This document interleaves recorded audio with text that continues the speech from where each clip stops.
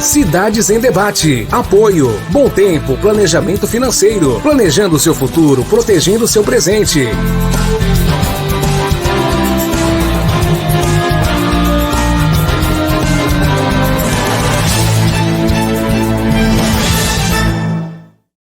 Você tem um sonho?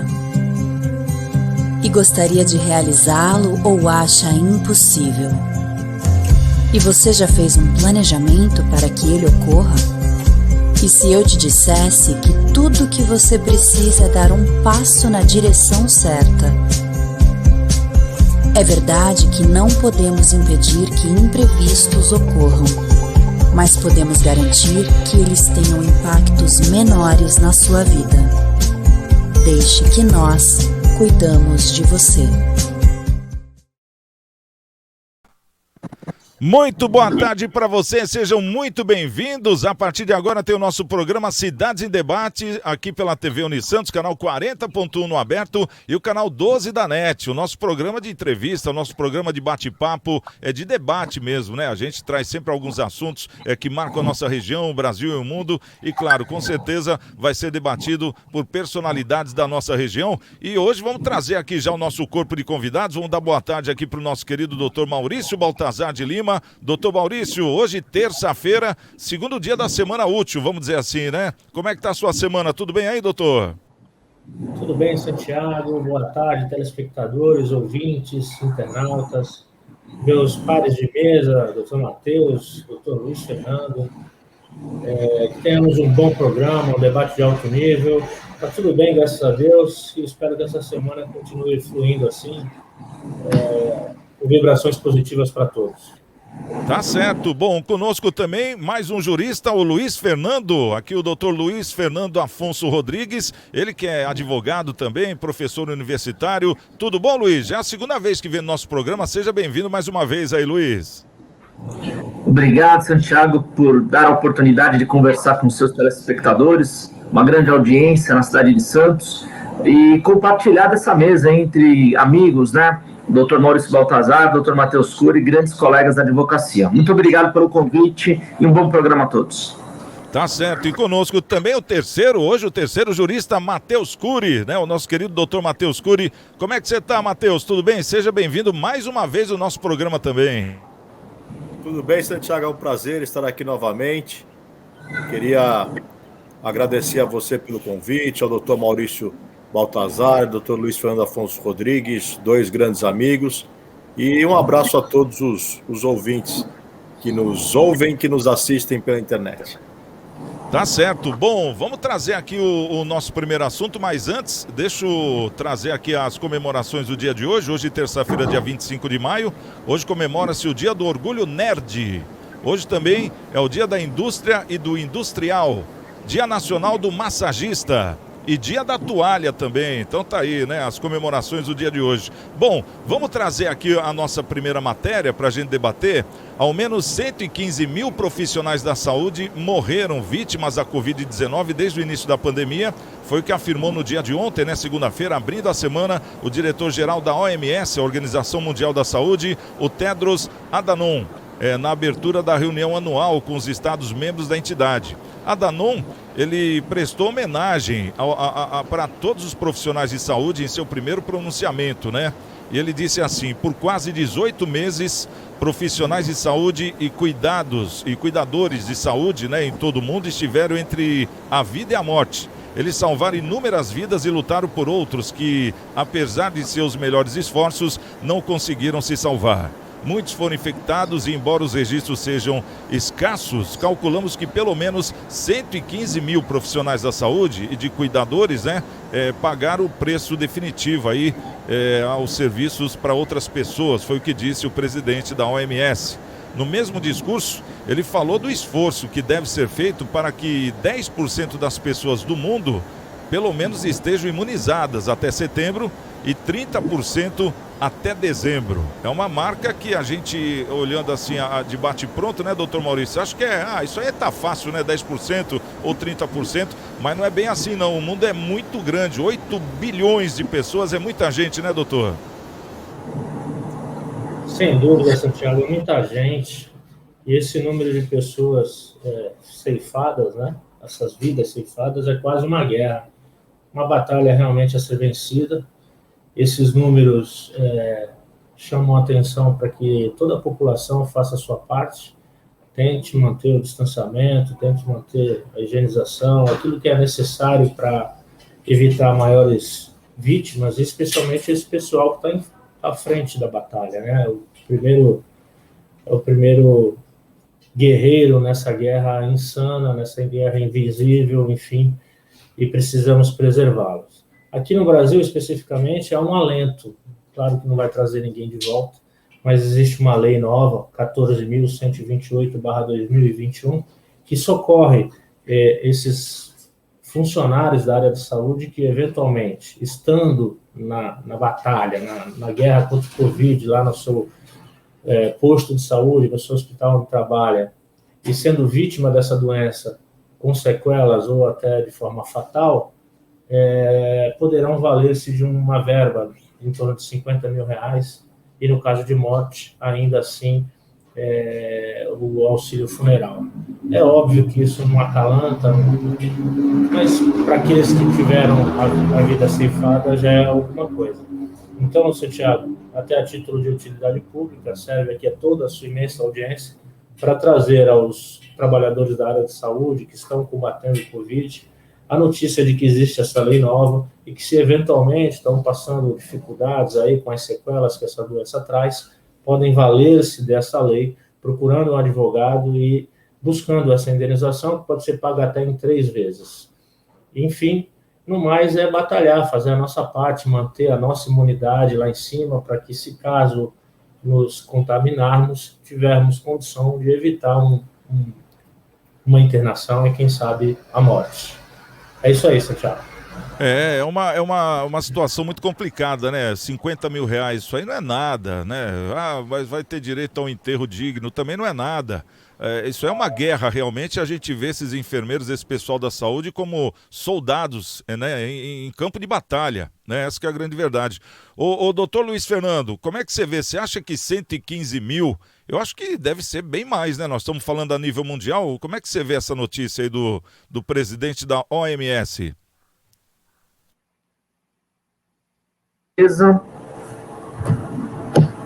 Oi.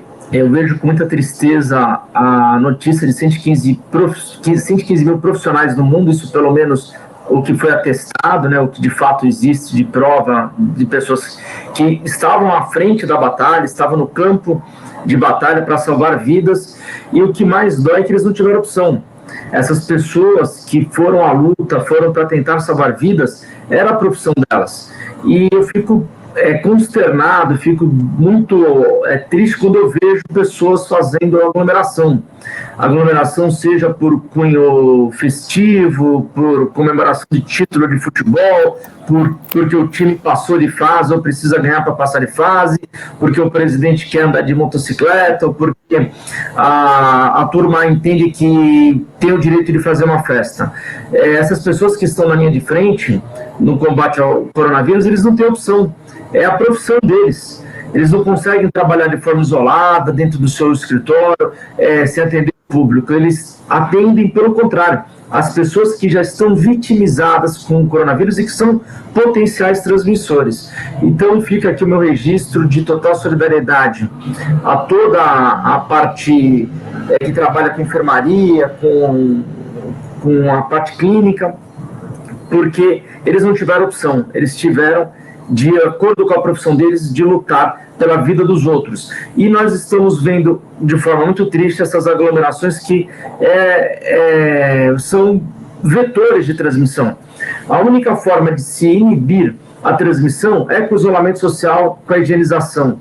E não fazer isso é um ato que não é inteligente, não é racional. Então aqui o meu respeito a toda a classe médica, dos enfermeiros, auxiliares de enfermaria, e dizer que é pouco essa indenização de R$50 mil, de fato mas é um alento, porque num país pobre como o Brasil, que diante de tantos problemas consegue ainda socorrer de forma minimamente o funcionário, público ou aquele que quedou-se por conta desse problema de coronavírus, já é um alento, tá? É mínimo, mas diante de toda a problemática que nós estamos vivendo, de uma necessidade urgente de imunizar grande parte da população, e com recursos cada vez mais escassos, né? Porque a economia não está andando, os comércios não estão produzindo riquezas, não estão pagando impostos, isso tudo faz com que a arrecadação também caia.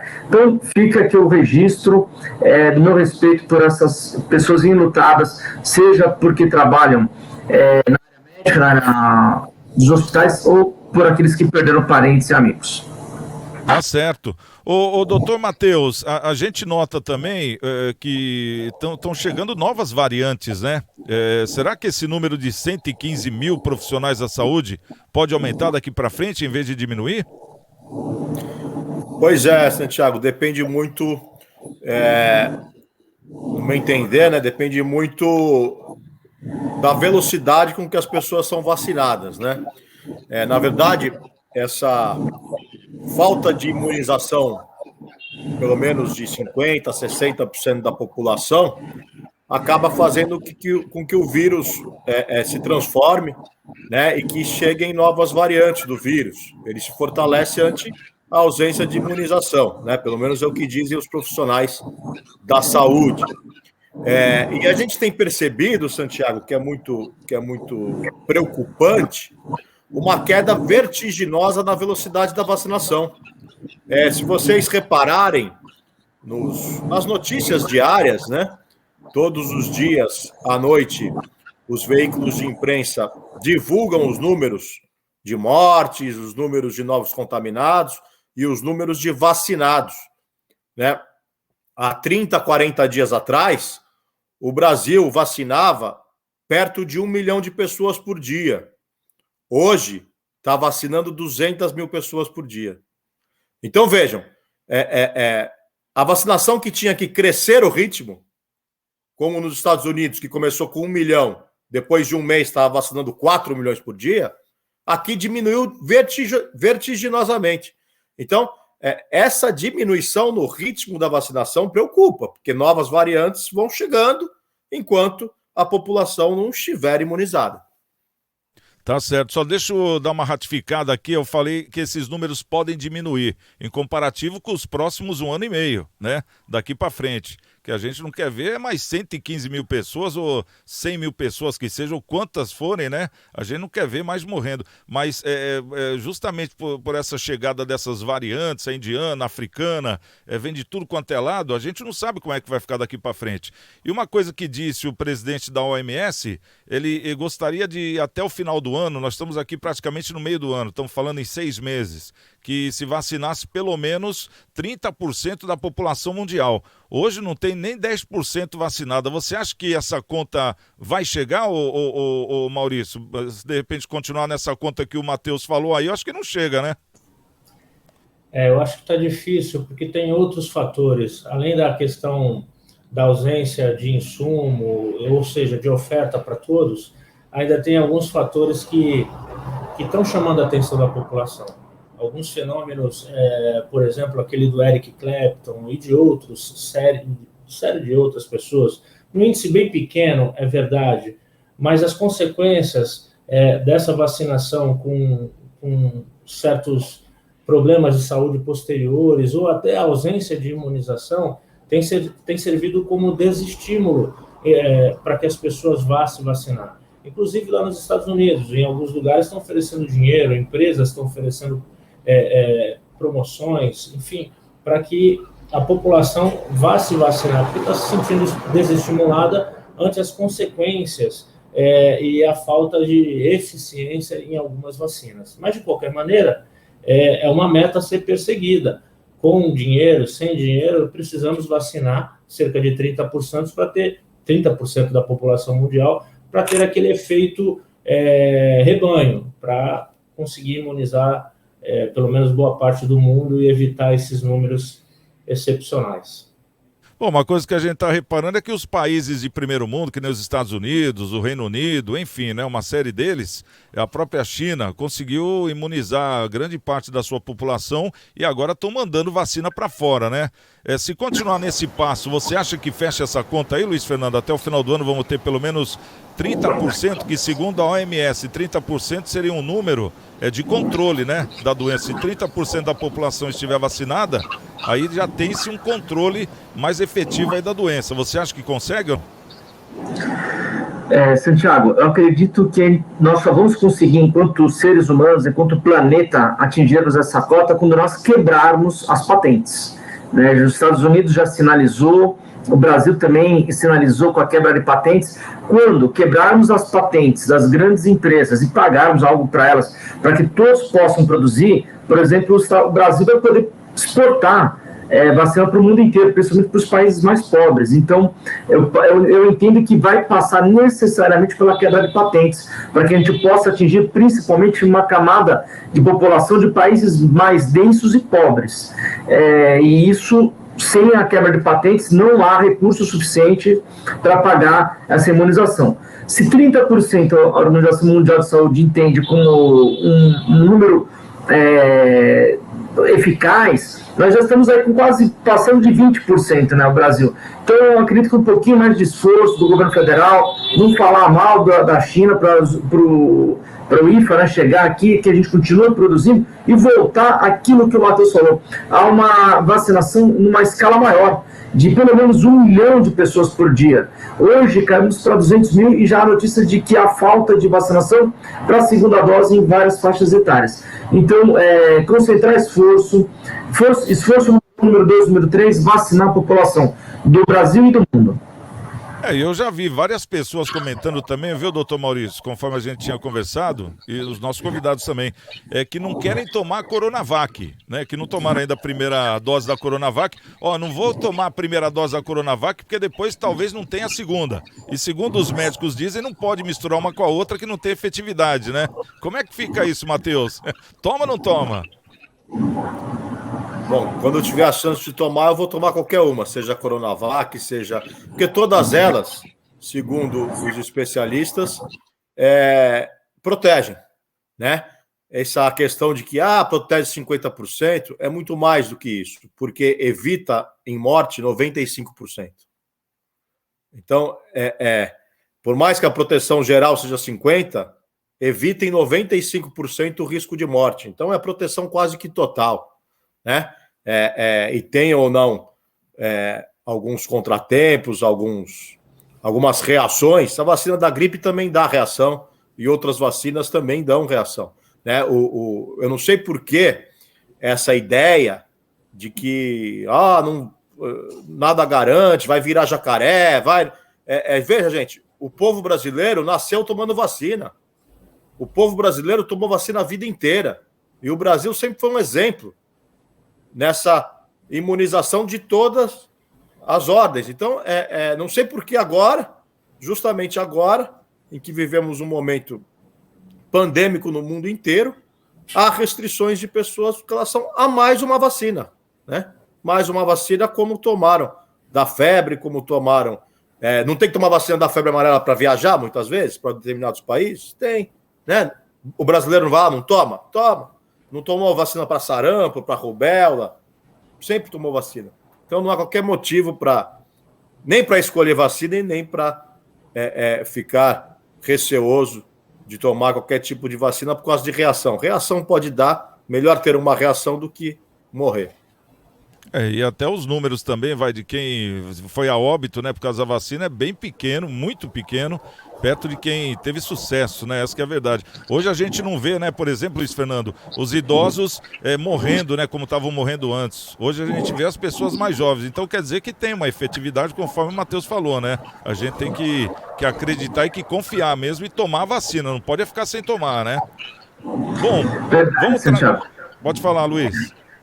Não, só confirmando que os índices da Coronavac, que foram as que atingiram os mais idosos, na linha do que o Matheus falou, têm eficácia. Basta ver que atualmente os internados A minoria é acima de 60 anos, que em tese já teria sido vacinado pela Coronavac. Então, qualquer vacina é melhor que nada, principalmente para não morrer. Com certeza. Bom, vamos trazer aqui uma informação. Deixa eu trazer para você a nossa campanha. A nossa campanha é contra a fome, né? Porque muitas campanhas contra a fome estão acontecendo em toda a Baixada Santista. A gente vê aí as igrejas se unindo, a gente vê pessoal das academias, a gente vê grupos de amigos, pessoal das ruas, pessoal da sociedade de melhoramento. Realmente cada um contribuindo com o que pode, né? Porque muitas pessoas perderam seus empregos, pais de família e realmente famílias hoje dentro da cidade, uma coisa que é muito triste falar, mas é uma realidade, estão passando fome de verdade, aquela fome de doer. Conforme a gente sempre fala aqui, né, doutor? A fome, ela traz a maior dor que o ser humano pode sentir. É a dor para tudo quanto é lado, né? A dor da fome e a dor da impotência, né? De poder prover comida aí para os filhos, para a família. Então a gente pede encarecidamente, você que está nos assistindo, se você tiver um quilinho de alimento, não fique com vergonha, porque muitas vezes a pessoa fala, eu só tenho 1 quilo de alimento para poder doar, eu tenho vergonha, eu não vou doar, mas esse 1 quilinho de alimento, ele pode salvar a vida de uma família num dia, né? Pense assim, então doe. Se você, por exemplo, não tiver para quem doar, por isso que está esse número e esse endereço na tela, é ali na Costa 74, é a Igreja Coração de Maria, a paroquial, né, da Coração de Maria, ali na Vila Matias, bem ao lado da papelaria na Nova Calunga, né? E esse telefone é porque eles têm uma equipe lá de pessoas que vão até você buscar, caso você não tenha como levar até lá. Não tem problema, é só ligar que a Bebec e a equipe, eles vão buscar. O telefone é o 3223-7381. O negócio e a importância é participar, não é isso, doutor Maurício? Sempre participando, né? Sempre, sempre. Lá no bairro onde eu nasci, as sedes de melhoramentos, escolas, todo mundo está se cotizando, times de futebol, né? Os da antiga, enfim, todos estão se cotizando para ajudar o próximo e que sirva de exemplo a todos. Avenida na Costa 74, vamos lá colaborar para ajudar o próximo. Tá certo. Bom, vamos trazer uma outra informação aqui. Agora eu quero saber, por isso que temos aqui 3 juristas hoje, e 3 juristas de grande nome, o doutor Maurício Baltazar, o doutor Matheus Cury, o doutor Luiz Fernando, que além de jurista é professor, né, universitário. Eu gostaria de falar, porque esse ano é um ano importante, porque nós temos aqui a eleição da OAB, né? E eu não vejo, por isso que eu chamei vocês aqui, até para esclarecer essa minha dúvida, eu não vejo assim a OAB se apresentando tanto perante a sociedade como faziam antes.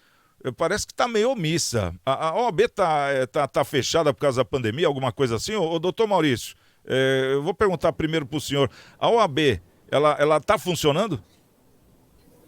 Em tese sim, né, Santiago? Em tese sim. Mas você está coberto de razão, falta protagonismo aí na OAB. Vários fenômenos econômicos, sociais e políticos aqui da nossa região precisavam da intervenção, da condição de amigos Cury da OAB para evitar um mal maior e um estado de calamidade que, em alguns casos, aconteceu aqui na cidade, inclusive com nossa intervenção, eu juridicamente, você com a comunicação, aí no caso da tragédia das chuvas no Morro e em outros eventos aí na sociedade, que a Ordem dos Advogados aqui da região deveria ter atuado e não fez. Mas lá sim, uma série de campanhas, uma série de projetos que a gente costumava fazer enquanto Ordem dos Advogados do Brasil está parado, absolutamente parado.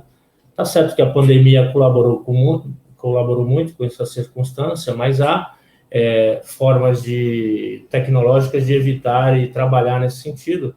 Mas é verdade, a OAB está muito omissa, tem sumido até do cenário.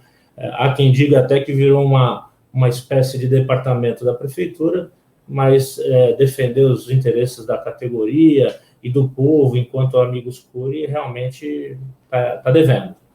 Bom, aqui eu estou dando um puxão de orelha na OAB como um popular, né? Porque eu lembro, vira e mexe tinham campanhas que eram divulgadas pelo rádio, pela televisão, da gratuidade. E eu fico pensando, poxa, hoje em dia, tantos comércios quebrando, tantas pessoas precisando de um jurista, né? E não tem condição de contratar, não seria a hora da OAB aparecer um pouquinho mais? O doutor Matheus Cury, como é que você vê? A OAB tá omissa, tem campanhas, é por causa da pandemia? O que está acontecendo?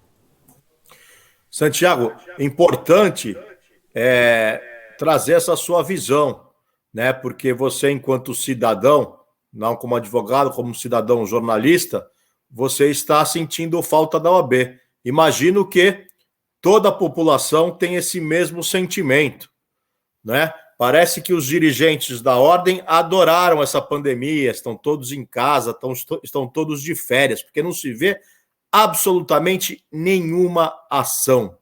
O advogado está largado, a Deus dará, seja pela OAB de São Paulo, seja pela OAB de Santos. É uma omissão silenciosa que, lamentavelmente, não se vê há anos, né? Perguntem para a população se eles sabem o nome do presidente da ordem. O presidente da ordem sempre foi uma figura de protagonismo na cidade, né? Perguntem para a população se eles se recordam quem é o presidente da ordem, seja de Santos, seja de São Paulo. Estão se escondendo, o que é absolutamente lamentável, o que é triste, né? Porque a advocacia precisa desse amparo, né? Não só a advocacia, mas acredito que boa parte dos profissionais, nesse momento tão difícil, estão precisando serem amparados e não se vê nenhuma ação da ordem em defesa da advocacia. Ô Luiz Fernando, eu fico imaginando, por exemplo, hoje existe o sistema, né? Muitas coisas já vão direto pelo sistema. E antes era até mais difícil de você poder cobrar, porque não tinha o sistema que tem hoje. Hoje, quer dizer, facilitou muito mais. Eu acho que a OAB deveria estar presente, porque antes ela ficava corpo a corpo com a parte política do município, ela assessorava, quando vinha, por exemplo, vamos supor, um deslizamento de terra no morro, a OAB estava lá pedindo, junto com a prefeitura, recursos para fazer agilizar mais, né, a chegada de recursos, e hoje não. Hoje a gente vê que já passamos por uma série de situações e a OAB não aparece. Você que é um professor universitário também, deve ter mais contato com os advogados. O que os advogados comentam por aí? Essa é uma impressão só minha dessa omissão ou o pessoal comenta isso também? Matheus falou, existe uma paralisia na atual gestão da OAB local e na gestão da OAB São Paulo. Nós não percebemos uma atitude proativa, seja em favor da sociedade, seja em favor dos advogados. Nós percebemos recentemente vários movimentos para decretar lockdown na cidade de Santos, sendo que a advocacia é uma função essencial para a administração do Estado e da própria Justiça e não poderia parar. E houve até um pronunciamento do presidente da OAB local enaltecendo o discurso de lockdown da prefeitura e dizendo que não iria se colocar contrário a esse decreto de lockdown, em que os advogados não podiam sequer ir para o seu escritório trabalhar. Lembrando que nós, advogados, não temos só causas em Santos. O próprio sistema online permite que tenhamos causas no interior do estado de São Paulo e até em outros estados da federação que não tinham decretado lockdown e, portanto, os prazos continuavam. Então, todo o material do advogado fica no escritório, é normal que fique no escritório. Então, o acesso ao escritório é algo essencial à administração da justiça e ao exercício regular da profissão. E o que nós vimos foi o quê? Uma paralisia, uma concordância, um silêncio, que só depois que muitos advogados entraram em contato com diversas autoridades locais foi que se mudou esse decreto, permitindo que o advogado fosse ao seu escritório para trabalhar, para prestar um serviço essencial ao Estado Democrático de Direito. Então, eu penso que a subseção ela deixou de se pronunciar em diversas situações. A questão da pandemia é um silêncio brutal. A subseção está paralisada, ela não tem uma postura se é a favor, se é contra, nem muito pelo contrário, ela não age. O Estado de São Paulo, seccional, mesma coisa. Nós não temos uma postura proativa. Vamos ter eleição no final do ano. Quando que a subseção de Santos ou a subseção seccional tratou desse tema com os advogados e tentou, de alguma forma, trazer com que essa eleição fosse digital ou, então, híbrida, como foi a eleição do Santos Futebol Clube, com quem quisesse optar pela votação no escritório, de forma digital, preencheria os seus termos, e hoje nós temos certificado digital para atestar a idoneidade do voto. E o que a OAB Santos fez? O que a OAB São Paulo fez? Nada. Eles não estão preservando a vida dos advogados. E o que nós vamos ter? O maior índice da história de abstenção de votos. Para quem interessa os advogados não irem votar? É muito preocupante o silêncio, a inércia da subseção de Santos, da diretoria local, da diretoria da seccional. Esse voto eletrônico, digital, teria que ser um mínimo em respeito ao advogado que sofreu desde março do ano passado a letargia da subseção, a letargia da seccional, que não abriu qualquer alternativa para o advogado. Ficamos parados quase 2-3 meses de março do ano passado até os processos digitais voltarem a funcionar. Ficamos quase um ano inteiro sem andamento de processos físicos. Isso é uma vergonha. Os processos podem perfeitamente serem digitalizados, convertidos em digital, mas para isso precisa estar aberto o fórum. A nossa casa, a segunda casa, o fórum está fechado. Não se abriu nem para retirada de processo para que esse processo seja digitalizado. E que não se diga que isso seria uma ofensa à integridade física dos funcionários, porque todos nós estamos sujeitos a contrair o coronavírus. E muitos funcionários que com fórum fechado também tiveram coronavírus e vieram a óbito. Quer dizer que não ficaram em casa também. E mesmo em casa a pessoa pode pegar. Então, o que não pode é não prestar um serviço essencial para a população. Isso é algo que nós, advogados, temos que cobrar de forma educada, de forma civilizada, mas temos que cobrar uma postura dos nossos dirigentes, porque nós defendemos muitos direitos das pessoas que vão procurar na justiça a sua última guarida. Exatamente. Minha resignação quanto à omissão deles. Bom, exatamente, nós estamos falando de um universo de pelo menos, vamos supor, 2% da população de Santos, né? De 8 mil pessoas, nós estamos falando. Então, quer dizer, está se dissipando. E justamente, eu acho que numa época como essa, é que deveria se unir mais, né? As pessoas, no caso, através de campanhas, até porque temos o porquê, né? Temos aí uma pandemia. Eu acho que a OAB poderia estar muito mais presente e poderia tá pedindo um exemplo, quando faltou vacina, que viesse mais vacina. A gente não está ouvindo mais a voz da OAB, é isso que eu estou dizendo, que faz falta, na minha opinião, faz muita falta. Agora, diz uma coisa, o doutor Matheus, esse ano é o ano de eleição da OAB, se eu não me engano, é isso? Em novembro?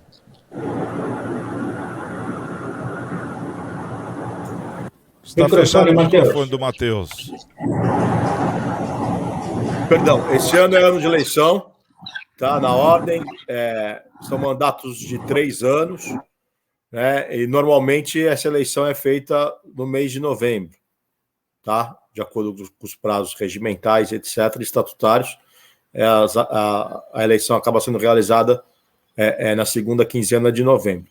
Então, é um ano importante para a advocacia, é hora do advogado refletir, né, do advogado exigir mudanças e uma OAB mais proativa que saia em defesa da advocacia e em defesa do cidadão, porque a OAB sempre foi protagonista na defesa do cidadão, né, especialmente dos cidadãos mais vulneráveis. Então, faz parte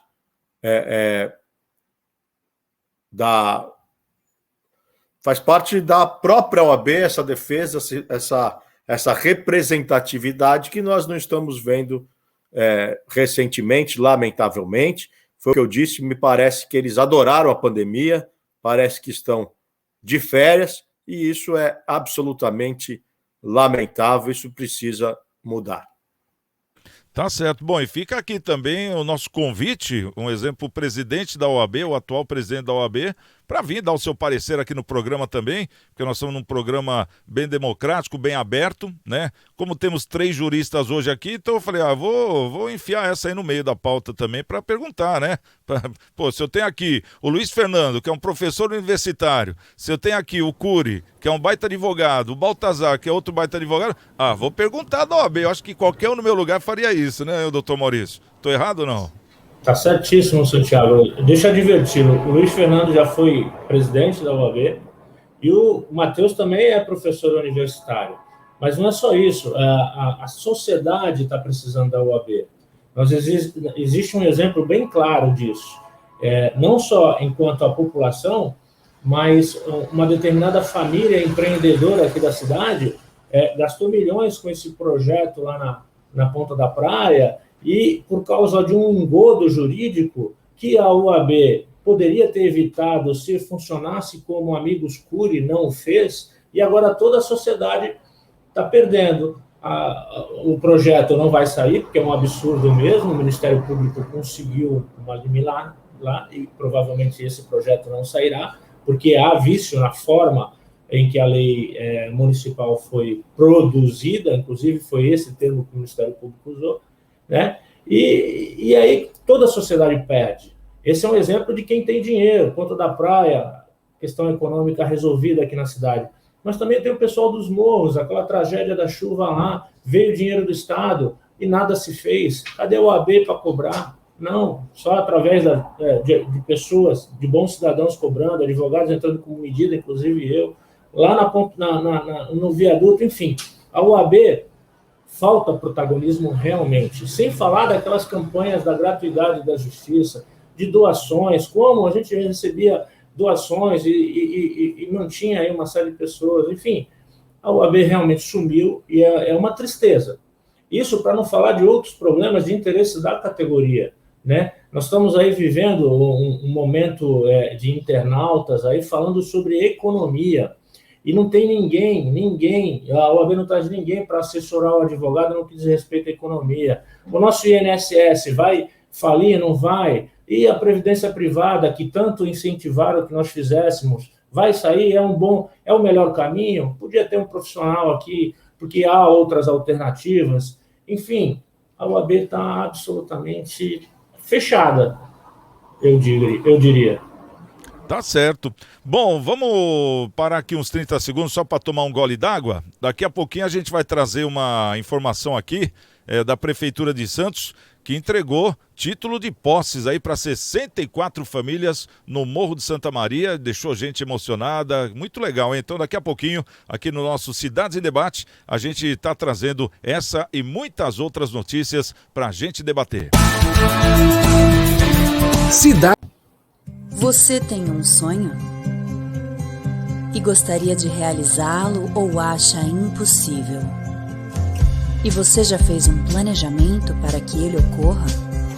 E se eu te dissesse que tudo que você precisa é dar um passo na direção certa?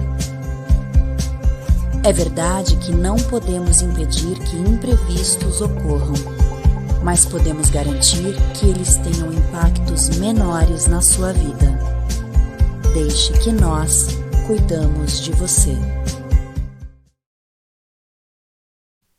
É o nosso Cidades em Debate, lembrando que tem as nossas redes sociais, Cidades em Debate no Facebook, né, para você rever esse programa, muitos outros também, inclusive está separado por assuntos, está muito legal. Tem lá o nosso WhatsApp, é o 996031485, para você poder entrar em contato, conversar com a gente, dar sua opinião, que vai ser sempre muito bem-vinda. Bom, vamos trazer aqui uma notícia da Prefeitura de Santos, que acabou fazendo a alegria de muita gente, hein? Um sonho de mais de 20 anos de moradores do Morro Santa Maria virou realidade no último sábado, agora dia 23. A Prefeitura entregou o título de legitimação de posse para 64 famílias dentro do projeto de regularização fundiária e urbanística. A emoção tomou conta lá de moradores, como por exemplo da dona Neuza Maria Lopes, que mora lá no morro há 26 anos. Segundo a moradora, quando chegaram no morro, não tinha água encanada. Quando precisava de água, tinha aqui na bica.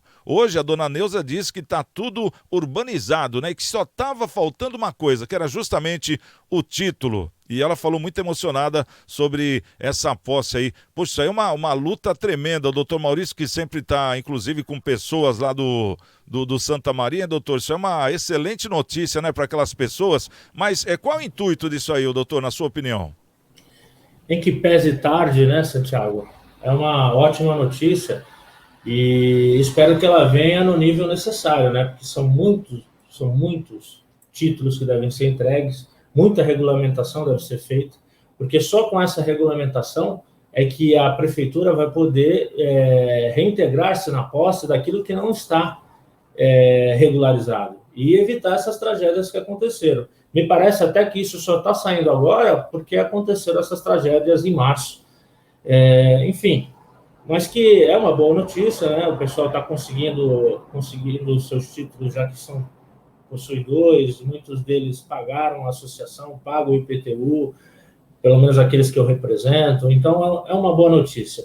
Mas eu devo advertir, Santiago, que além do Morro da Santa Maria e esses morros que foram contemplados, existe uma zona noroeste inteira para ser regulamentada. Então, tem muito a que se fazer, mas é bom que já deram o primeiro passo, espero que continue numa velocidade maior e realmente regularizem essa situação, até por questão do meio ambiente, evitar tragédias aí de barreiras, enfim, dar ao município o meio de realmente trazer um bem a toda a população, inclusive tirando aquelas que estão em risco com a regulamentação. Tá certo, uma forma maravilhosa aí que eu vejo, né, essa regulamentação, porque ao mesmo tempo existe uma fiscalização, né, porque se você está regulamentando aquele lugar, porque você sabe que ali é seguro, então os lugares que não são seguros, é claro que não vai poder ter construção, né, depois de 20 anos, hein, ô Matheus, é bacana, né, a gente ver, de repente, esse governo agindo de uma forma para o povo, né, uma coisa que era esperada já, né? Ah, sem dúvida, né, Santiago? Essas pessoas precisam realmente dessa legitimação de posse, né? Há muitos anos de espera, são pessoas que já estão ocupando o local há muito tempo, então, além de contribuir para o projeto habitacional, que é deficitário, é deficiente, a própria prefeitura reconhece isso, né? Então, isso é uma contribuição, mas esperamos que venha mais, né? Acho que aquela área central precisa ser também bem regularizada, tem um espaço para boas moradias na área central também, então a prefeitura pode pensar um pouquinho mais nessa questão de habitação na cidade, desse déficit habitacional, até para tirar as pessoas de áreas irregulares, de palafitas e locais que não têm a menor condição, né? Porque esse é um trabalho que já vem de anos, né? Esse negócio a formação das palafitas, essas áreas que são invadidas, sem nenhum tipo de estudo, né? Um negócio que já vem de anos e anos. Mas pelo menos a gente tá vendo alguém querendo meter a mão agora para fazer alguma coisa, né, ô Luiz Fernando? Como é que você vê essa atuação do governo na questão dos morros?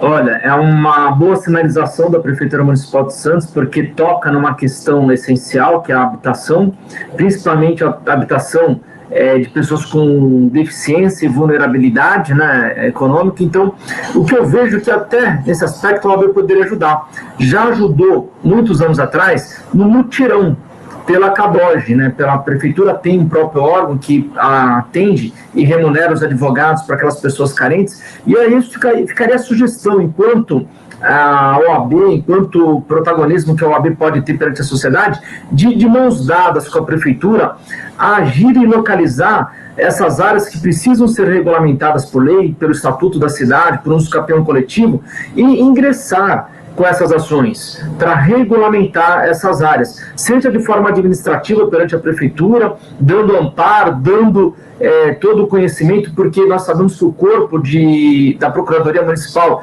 de Procuradores é restrito, é pequeno, enquanto temos aí pelo menos quase 1.000 inscritos na CADOG, com advogados que podem estar recebendo esse trabalho e podem estar ajudando a prefeitura a regularizar diversas áreas na cidade de Santos que não tem ainda uma escritura definitiva em que a pessoa está com a posse apenas. E já está lá o poder público levando asfalto, lixo, água, luz. Falta o quê? Regularizar. Então, existe um ordenamento jurídico, o estatuto da cidade, existe a possibilidade do uso campeão coletivo, e a prefeitura tem a OAB, pode ter a OAB como parceira na CADOG. E também não só a OAB, pode ter também a Defensoria Pública do Estado, ou até a Defensoria Pública da União, em áreas que tem ali uma regulamentação fundiária, que tenha a questão do laudêmio, então aí vai precisar também do apoio da União. Então, várias áreas de Santos,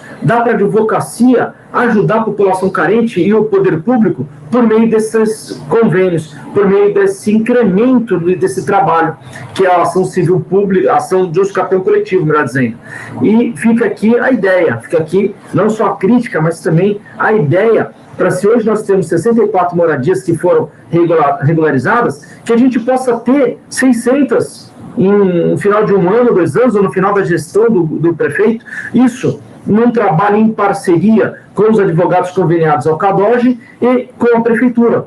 Essa situação pode ser, o espectro dela pode ser aumentado, e só vai ajudar as pessoas. Fica aqui a ideia para o poder público municipal, também para a atual diretoria ou futuras diretorias da subseção.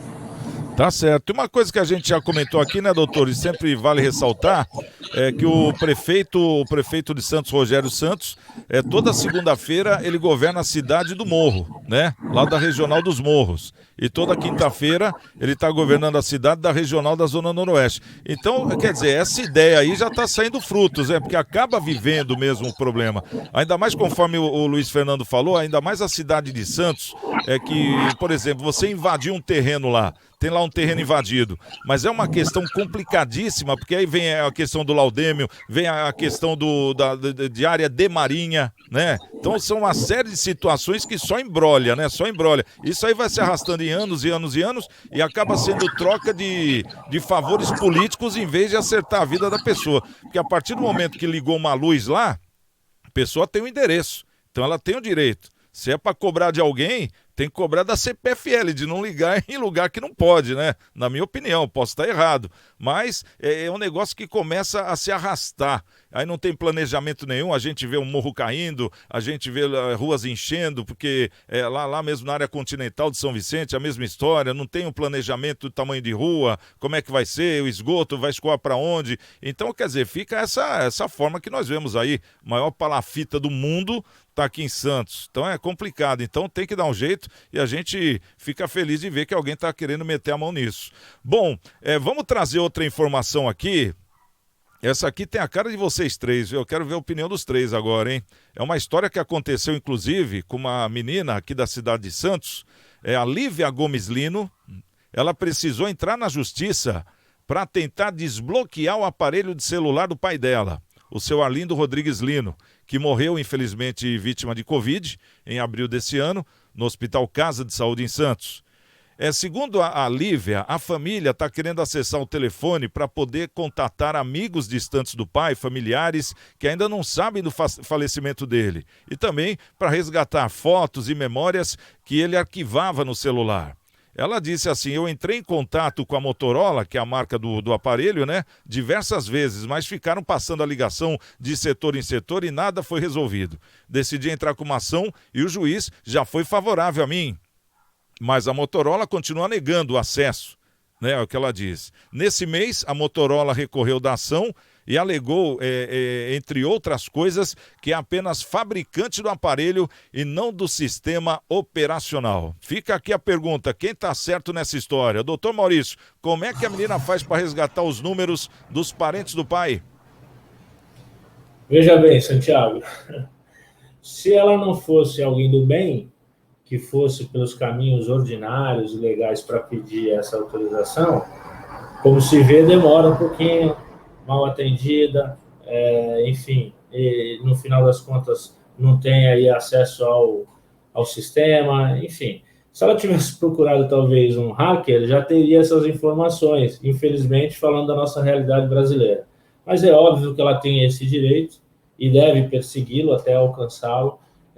As memórias dos pais, do pai no caso dela, é importante, até para o seguir da vida, né? Provavelmente lá pode ter algum tipo de orientação, documentação necessária para o futuro e o bem-estar da família. Especialidade do Dr. Fernando aí, ele pode, Luiz Fernando pode comentar melhor até, mas enfim, eu entendo que deve sim buscar e conseguir essa liberação e ter acesso a esses dados para que ela consiga ter um resto de vida aí, pelo menos a memória do pai, de forma total, sem nenhuma restrição, Santiago. Legal. O doutor Fernando, o doutor Maurício falou que você é o especialista na área, hein? Agora eu quero saber a sua opinião, até porque, no caso, a Motorola está usando esse software, né? Que é um software, isso e tudo aí que guarda dentro do smartphone. Mas se ela está usando, ela também, eu acho que é a culpada da história, não é? Por exemplo, vou comer um hambúrguer no McDonald's, mas o hambúrguer não é o McDonald's que faz, mas é ele que serve? Quem que é o culpado? Boa analogia. Lógico que toda a cadeia de produção é do conhecimento da Motorola, ela deveria ter as ferramentas, né? Mas o registro que eu gostaria de fazer também é que não só nos aparelhos celulares está acontecendo com as mídias sociais também, que a gente chama de a pessoa ter a necessidade de fazer um testamento vital antes de morrer, guardando o que quer fazer com as suas mídias sociais, rede de Instagram, Facebook, Orkut, e também é um momento muito triste para quem já teve parente internado por conta da Covid e os médicos falam, olha, a partir de agora você vai para a UTI. E nessa hora que o médico fala que ele vai para a UTI, é que cai a ficha da gravidade da doença, da gravidade que ele tem, do risco de vida em si, e ele começa, essa pessoa, a passar a senha da sua conta, a senha da sua rede social, a senha do seu celular, a senha dos aplicativos, das coisas que ele usa para banco, etc. É nessa hora que cai a ficha, porque às vezes a pessoa está internada, ainda está naquele oxigênio que fica no nariz, só sem estar entubada, ela ainda tem uma esperança de vida, né? E fica naquilo, né? Mas quando o médico vem, ou o corpo clínico vem e fala que daquela situação ele vai ser possivelmente entubado, para ele entregar o aparelho celular para algum familiar, é que cai a ficha. E aí a gente recomenda até, é bom ter um histórico guardado, obviamente com aquela pessoa que você mais confia, das questões importantes da sua vida, seu plano de saúde, o seguro de vida, a conta, a sua senha para o Facebook, para o Instagram, para as contas correntes, para não deixar os familiares também numa situação de dificuldade financeira, enfim, deixar um testamento vital, até se autoriza ou não a seguir com um tratamento mais invasivo, enfim, a liberdade da pessoa tem que ser respeitada. E quem passou por isso sabe da dificuldade, seja para recuperar as fotos no Facebook, no Instagram, seja para poder ter acesso ao próprio aparelho celular da pessoa.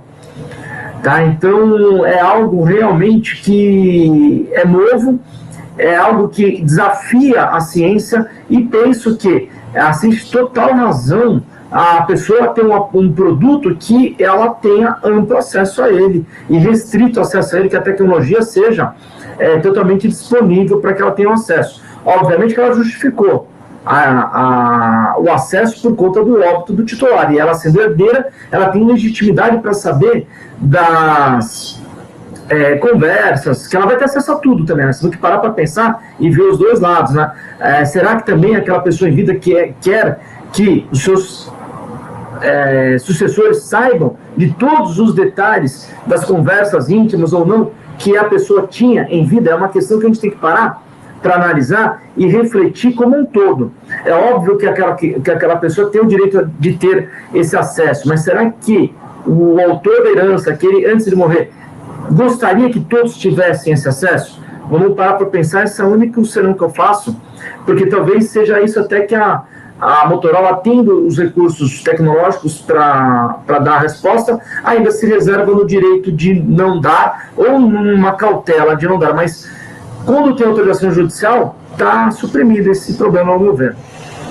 Aquele negócio, né? A dívida ativa fica, não fica, doutor? quando a gente morre, deixa a dívida ativa, fica, né? Aí a família tem que pagar, né?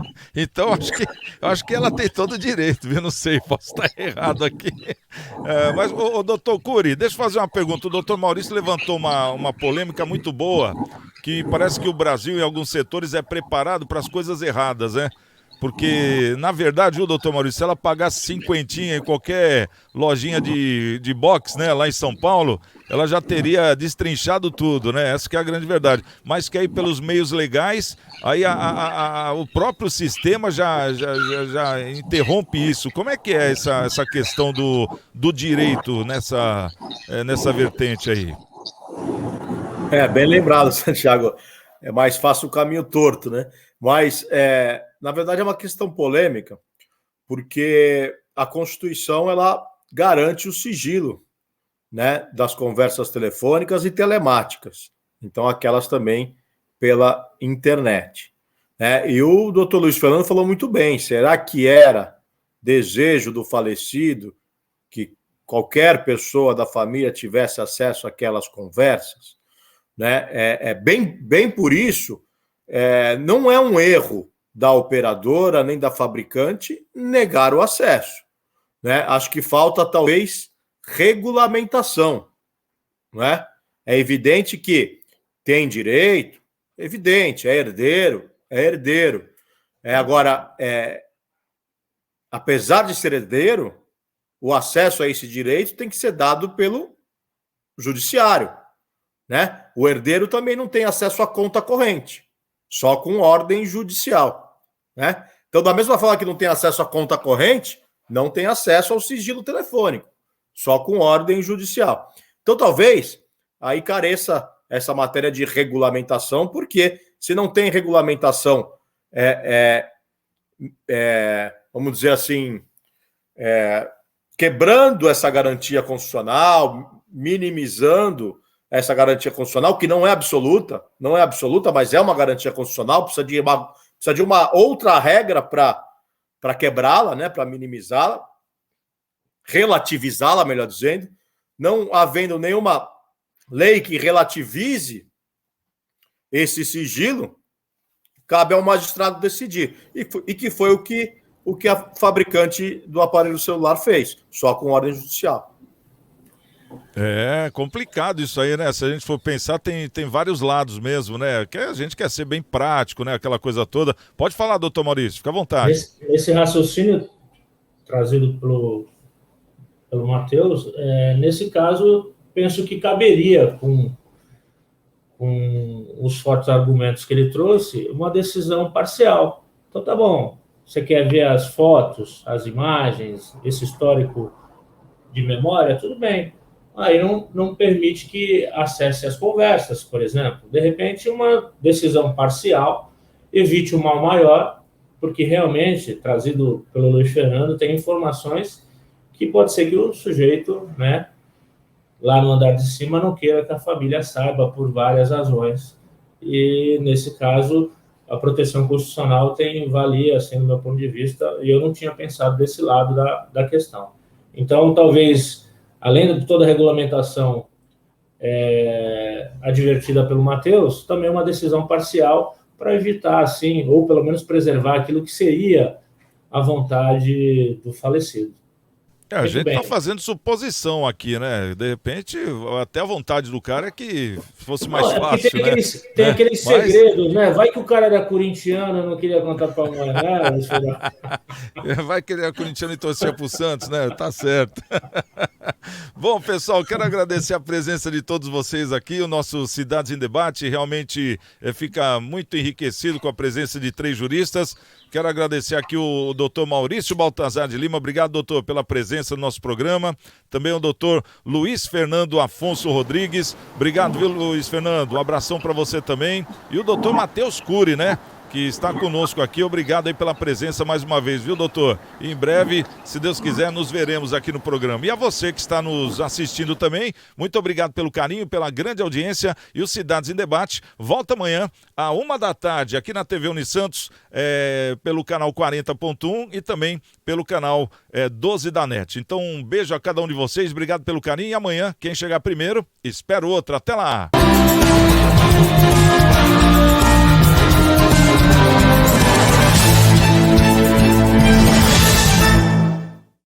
Você tem um sonho?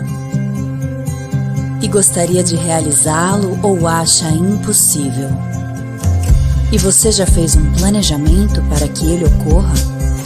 E se eu te dissesse que tudo o que você precisa é dar um passo na direção certa? É verdade que não podemos impedir que imprevistos ocorram, mas podemos garantir que eles tenham impactos menores na sua vida. Deixe que nós cuidamos de você. A minha rádio é massa e eu vou cantar. A minha rádio é massa, eu vou comemorar. Massa é mais que paixão, e o som da massa é o que eu quero ouvir. Massa é ter amigos e